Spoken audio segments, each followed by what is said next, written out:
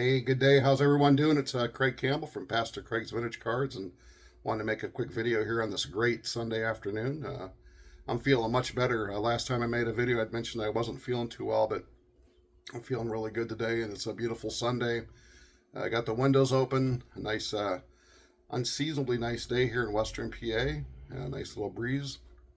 Birds have been chirping, and the Green Bay Packers won today, so everything's good in my world for me right now. But real happy with that. But anyways, last week I saw a video that Chris from Missouri and John, 3D80s kid, had made, and they're talking about Strongsville, which will be coming up in April, mid-April, and the calendar turns pretty quick on us. And I just wanted to make a quick, just a recommendation for anybody that's on the fence about whether they should go to Strongsville or not. And I went last year. I'd been making YouTube videos. I started in January of this year, of 2024.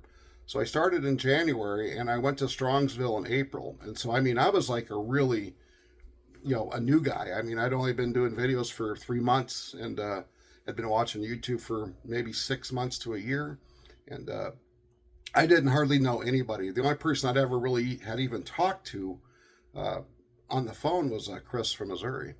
And so I went to Strongsville. Of course, it's easy for me because it's fairly close. But I went there, and I had an absolute blast. I was there Friday and Saturday, and it was just unbelievable to get to meet everybody. And, I'm a real small fish in this big ocean that we call YouTube. I have, a little bit over 300 subscribers. I don't do very many lives. I'm not on very many live shows or anything like that, and so I'm just a very small fish in this big universe of YouTube collectors. But I was treated so well by so many of the guys that have big channels and are pretty well known in the hobby, and it was just a great time. I had a blast to get to talk to people, and met everybody, and went to dinner with guys, and walked the floor a little bit with guys. And so if you're on the fence about whether you should go to Strongsville or not, I would highly, highly encourage that you go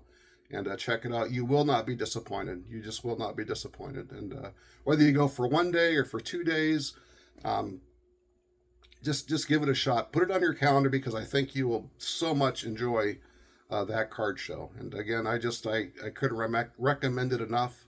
As a first-time guy, as somebody that doesn't know anybody, I mean, what a great way to get to meet people and actually have some real conversations with people. At the National, everybody said that there's just so much going on that you go to a hangout, or you go to a get-together, and there's 50, 60, 300 people, in some cases at the VFW, and there's no way that you can actually talk to anybody for any length of time to get to know them. And so Strongsville is a place to go for great cards. I think there's really some good deals to be made there, and it's the best part about it is that you get to meet people and make friends, and just get to enjoy this hobby even more, because there's so many people that you see on YouTube that you'll actually get to talk to and hang out with, and it's a great time. So if you're on the fence about Strongsville, if you don't know for sure if you can go at April of 2025, and make sure to check it out. You'll be hearing much, much more about it. But that was just my plug, my advice to go to Strongsville this year. But I wanted to show you some cards I got, and so let me pause this, and I'll get the camera turned around, and we'll take a look at some cards. Okay, here we go. This first card, I just recently got this, and I'm really, really happy with it. It's a red Schoendienst 1960 Lake to Lake. Lake to Lake Dairy by the Milwaukee Braves. And this is a fantastic card. I was so happy to get this. And this Lake to Lake set is really interesting. It's one of those another regional sets that there were so many for the Milwaukee Braves. And Lake to Lake was a dairy that was found along the eastern side of the state of Wisconsin. Of course, Milwaukee's right on Lake Michigan. And if you go north about 40 or 50 miles, there's a town called Sheboygan. And that's where I lived at from 69 to 73, Sheboygan. And then you keep going north, there's another town called Manitowoc. It's all along the coast, or along, not the coast, but along along Lake Michigan, going up north from Milwaukee. And so Lake to Lake was a dairy. And these cards, evidently, you'd get them at the store. And on the back of it, you can see It says, hey kids, you can get these valuable things by trading these in. If you have 20 cards, you can get a Braves pen and pencil set for 40. You can earn a Braves cap for 60. You can get an autographed Braves baseball. And for 100, you can get 2 tickets to a Brave game. It says here, you will not receive the prize indicated and your cards will be punched and returned to you. So what they would do is they would actually punch a hole in this here. Right there, they'd punch that hole in that little square in the bottom. And then they'd stamp the back of it like redeemed or received. There'd be like a stamp like that they would put on that. And so you'd get these cards back with the hole punched and it would say redeemed. And as you can see, this one's not punched, nor does it say redeemed. So nobody turned this one in. But I was so happy to get this. These are so cool. And the big ones, of course, are Hank Aaron and Warren Spahn. There is no Eddie Matthews in this Lake to Lake set. And me and Matt at the card store, we've kind of talked about why was Matthews not included. Well, when he was in the preferred products cards that they made, he got sued for a breach of contract, basically, with his likeness that he had signed away, I believe, to Topps or to Bowman or whoever it was. It went all the way to the Wisconsin Supreme Court. And that's the only reason why I can think that Eddie Matthews is not in this Lake to Lake set. But you've got Hank Aaron, which is really, really tough. Warren Spahn, very tough also. And then Red Schoendienst here. He's a Hall of Fame player. And I was going to talk a little bit more about Red. And I've got this a 1952 Bowman Red Schoendienst. It's a beautiful card. I love the Cardinals uniform with that green backdrop. Man, it is just so sweet. And I love these cards. And just a beautiful 1952 Bowman card for Red. His first name is Al. And I pronounce it Schoendienst. Like Shay, like Faye, like Schoendienst. And he's got a peculiar name. But I always have thought that if you're a baseball card collector, you need to have at least one Red Schoendienst card in your collection, I think. He played for 19 years with the Cardinals from 1945 to 56. Then he got traded to the New York Giants in 56 and 57. Then, of course, he came to the Milwaukee Braves from 57 to 60. Now, when he came to the Braves in 57, that was the year they won the World Series. And he actually finished third in the NL Most Valuable Player race that year, and he batted .309. But the thing about Red that is so great, and you can see the books behind here, the Spahn, the Matthews, Hank Aaron, Bushville wins. I read a lot about the Milwaukee Braves, and to a player, every one of them talk about the importance of Red Schoendienst on their team. Hank Aaron was a young player. Warren Spahn was a pitcher. Eddie Matthews had about 5 or 6 years, but he didn't really have that leadership aspect to him, but Red certainly did. And to a player, every one of them will talk about the importance of Red Schoendienst, what he brought to that Milwaukee Braves team. He was the glue. He was the catalyst of everything. Everybody looked up to Red. Whenever the ship was kind of going stray, he would get it upright, whether it was through actions or through his play on the field. He was a great player, great second baseman. But Red was so important for the Braves. And 1958, they lost the World Series to the Yankees. And ironically, Red made the last out in Game 7 of that 58 World Series. But towards the end of the year, he really, really tailed off. And he was very kind of weak and just didn't feel good. He kept on playing. And then after the World Series, it was just found out that Red had tuberculosis, and which was a deadly disease. And so Red, he was in the hospital for that whole year of 1959. A lot of it, he was in the hospital. It was touch and go. I mean, TB was a deadly disease. And he managed to overcome and recover. He came back to the Braves in 1960, but he didn't stay too long with them. And I think they cut him, and he went back to the Cardinals, and he played for a couple of years with St. Louis, mainly as a pinch hitter. And but then, of course, Red went on to become a manager of the St. Louis Cardinals from 1965 to 1976. And here's his 1965 manager card. And what a nice card. I love the 65 set. Love it. But Red Schoendienst, he was just such a great player, so important. And he was Led the Cardinals to the NL Championship in 67 and 68. Of course, they won the World Series in 67. He was named Manager of the Year in 67 and 68. And he was a pretty good player, though, too. He's more, I think, well known maybe as a manager, but he was on 10 All-Star teams, and he finished with 2,449 hits, so almost 2,500 career hits. He was a 5-time World Series champion, 5 times, in 46, 57, 64, 67, then as a coach in 82. But here's what's really interesting when I did a little research on Red. What's really wild is all 5 of those World Series championships, they were all won in Game 7. So Red never won a World Series unless it went to Game 7. I mean, you want to talk about, taking it down to the end, huh? Game 7, 5 wins. But he also lost 3 World Series, and every one of those that he lost was a Game 7. So Red was in 8 World Series. He won 5, he lost 3. All of them went to Game 7. But the ones he lost, what's really interesting is every one of them, his team was up 3-1. When they lost the Braves to the Yankees, they were up 3-1. The 68 Cardinals, they were up 3-1 against the Tigers. And he was a coach for the 85 Cardinals that were up 3-1 that lost to the Kansas City Royals. So Red had a great career, and I was looking it up, and I knew he'd been around for quite a while, but on Wikipedia and Baseball Reference, it says that Red wore the uniform for 74 consecutive years. 74 consecutive years as a player, as a manager, as a coach.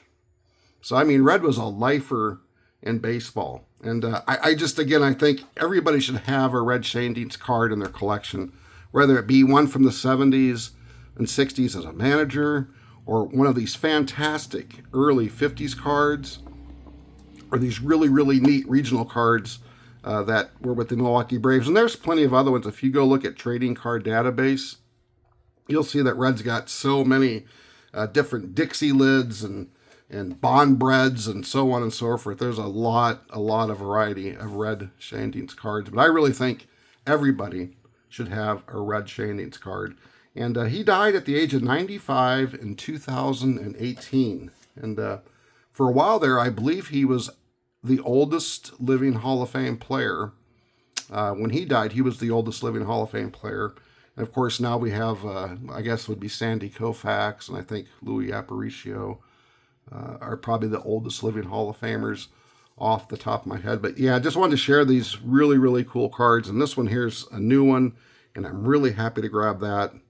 And got it on Probstein on eBay. I didn't get shilled out of my bid, Shilstein, but there's a story behind that with some home run derby cards. But I really like this card here too. This is a nice one. This 52 Bowman, just a great looking card. Love that Cardinals logo. I'm not a Cardinals fan, but can't beat their logo. I love it. Love it.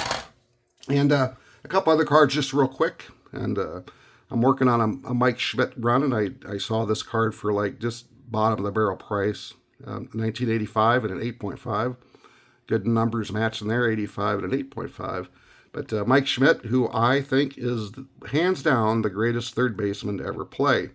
And of course, I'm a huge Eddie Matthews guy, but in my mind, there's no doubt that Schmidt is the best third baseman of all time. And then, because it's football season, Fran Tarkenton. This is a 72 card, and I remember this one as a kid because I had a lot of 72 tops. They were really 71 and 72 were probably the first ones that I remember opening. And of course, this is kind of cool because Fran's wearing a New York Giant jersey there. He'd been traded from the Vikings to the Giants and then back to the Vikings. Now, the reason why I wanted to get Fran Tarkenton because he gave my Packers nightmares. My Green Bay Packers in the 70s were not very good. They were no good. And we played the Vikings twice a year. And Fran Tarkenton was their quarterback, scrambling Fran. And what a great player he was. I mean, he was not a running quarterback. He was a scrambling quarterback. He'd be getting chased by these defensive linemen and linebackers. He would just run almost in a cartoon type of a way, just running, scrambling back there, buying time. And he just would find a receiver or he'd pick up some yardage. He was not a very big guy. I mean, 6 foot, 190 pounds. I mean, Fran was a fairly small quarterback, but man, look at the numbers already at that time. 316 touchdowns. I mean, and this is before quarterback yardage and numbers went crazy. But what a great quarterback he was. And I'm a diehard Green Bay Packer fan, so really the Vikings are like right up there in my teams I just do not like. And but I've always thought the Minnesota Vikings of the 1970s probably were the best team in that decade to never win a Super Bowl. When you think about the players they had, Fran Tarkenton, Chuck Foreman, Stu Voigt was a tight end. They had a good offensive line. A couple of Hall of Famers in there. Ron Yeri, I think Wally Hilgenberg was a linebacker. But they had some Mick Tingelhoff was their center. They just had some great players. Then, of course, on the defense, the Purple People Eaters with Alan Page, Jim Marshall, just some great players. Carl Eller.